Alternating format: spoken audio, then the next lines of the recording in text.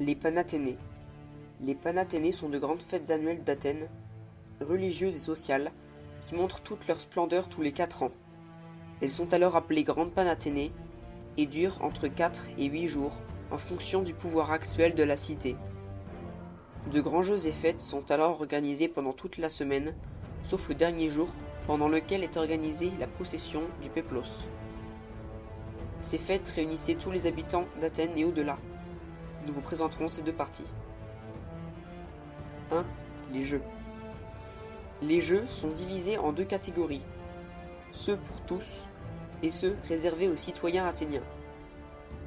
Les premiers ressemblent beaucoup aux Jeux Olympiques et réunissent des courses à pied et en armes de 184, de 1000 et de 4500 mètres, de lutte libre, de boxe et d'un pentathlon composé de lancer de disque, de saut en longueur, de lancer de javelot, d'une course courte et de lutte.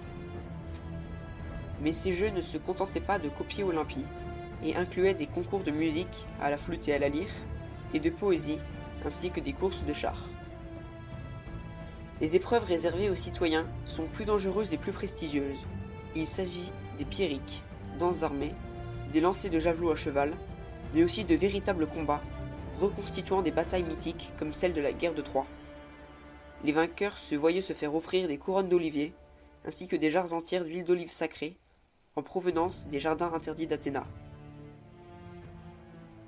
2. La procession du Péplos.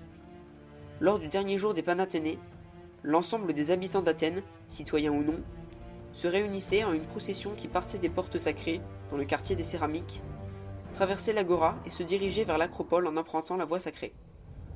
L'ordre de passage était le suivant.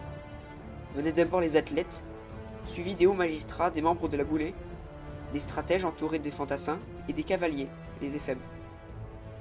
Après les citoyens, les représentants des cités alliées de la Ligue de Délos défilent aussi, ainsi que les métèques. Apparaissent ensuite les ergastines, portant le péplos destiné à la statue d'Athéna, et en fin de cortège, on trouve les animaux qui vont être sacrifiés à Athéna et des hommes portant les corbeilles d'offrande pour la déesse.